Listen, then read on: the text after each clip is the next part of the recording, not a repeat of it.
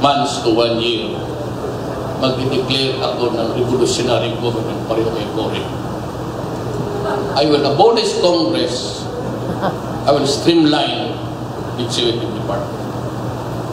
Kaya huwag ninyo, yung mga generals pumunta sinabi ko, don't fuck with me. Because pag ako ang presidente, kayo ang mauna casualties. Because the moment I take my oath of office, consider all of you retired.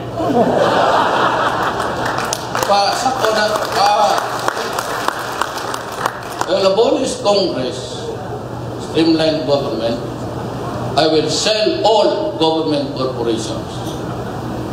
May warning ako dyan sa mga financial institutions. You know, napaka-ugali na nila yan.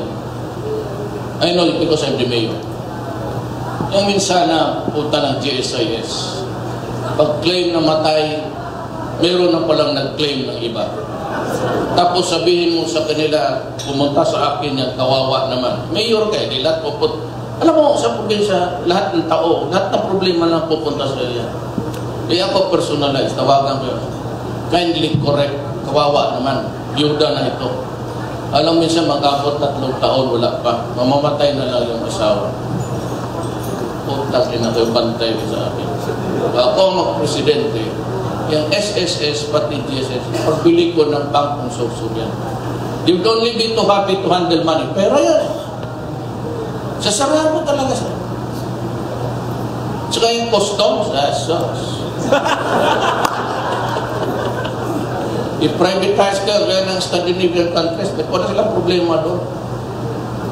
Ngayon, itong mga pulis natin, yung pulis, merong pulis dito sa Manila mag-take compare na may sarili 18,000 a month with 2-3 children. Paano mabubuhay yan?